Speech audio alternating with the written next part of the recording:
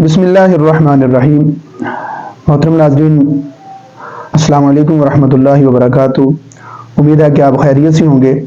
دارالعلوم جامعہ اسوات القرآن کے plate form سے آپ کا میزبان قاری محمد لطیف انجم آپ سے مخاطب ہے۔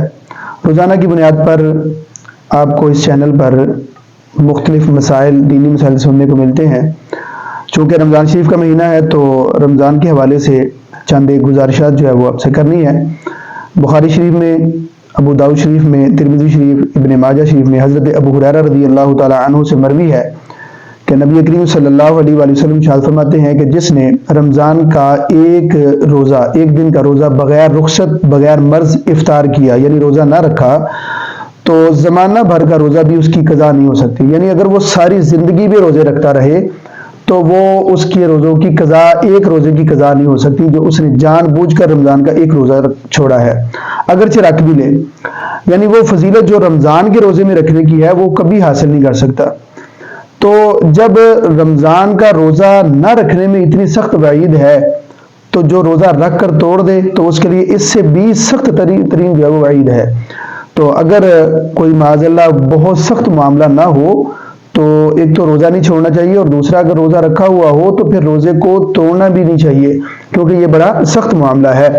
نبی کریم صلی اللہ علیہ وآلہ وسلم ارشاد فرماتے ہیں، یہ ابن خزیمہ میں یہ حدیث پاک نقل ہے، آپ فرماتے ہیں کہ میں سو رہا تھا، دو شخص میرے پاس آئے، میرے بازو کو پکڑ کر مجھے پہاڑ کے پاس لے گئے اور مجھ سے کہا کہ چڑھیے۔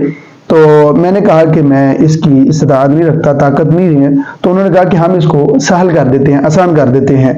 تو نبی پاک صلی اللہ علیہ وآلہ وسلم ارشاد فرماتے ہیں، جب میں پہنچا تو پہاڑ پر پہنچا تو وہاں بڑی سخت آوازیں میں نے سنائی دی مجھے۔ تو میں نے کہا یہ آوازیں کیسی ہیں؟ انہوں نے کہا کہ یہ جہنمیوں کی آوازیں ہیں۔ پھر مجھے آگے لے گئے تو میں نے ایک قوم کو دیکھا کہ وہ لوگ الٹے لٹکائے گئے ہیں اور ان کی باچھیں چیری جا رہی ہیں، ان کے منہ جو ہیں چیرے جا رہے ہیں جن سے خون بہتا ہے۔ میں نے کہا یہ کون لوگ ہیں؟ تو کہا یہ وہ لوگ ہیں جو وقت سے پہلے روزہ افطار کرتے ہیں۔ روزہ تو رکھ لیا ہم نے، لیکن روزے کے جو لوازمات ہیں ان کو بھی پورا کرنا ہے کہ ہم نے روزہ کب کھولنا ہے، کب افطار کرنا ہے، کب روزہ رکھنا ہے، سحری کا وقت کب ختم ہوگا، افطار کا وقت کب شروع ہوگا، اس بارے میں معلومات حاصل کرنا یہ ہمارا دینی فریضہ ہے، دینی عمل ہے ہمارا۔ جب تک ہم دینی فریضہ حاصل نہیں کریں گے، ہم دینی علم حاصل نہیں کریں گے، تب تک ہمیں اس بارے میں پتہ نہیں چلے گا۔ تو دین کا علم سیکھنے کے لیے، ان چیزوں کی معلومات حاصل کرنے کے لیے دین کا علم سیکھنا بہت ضروری ہے۔ جب تک ہم دین کا علم نہیں سیکھیں گے تب تک ہمیں دین کی جو صحیح معلومات ہے وہ نہیں پتہ چلیں گی۔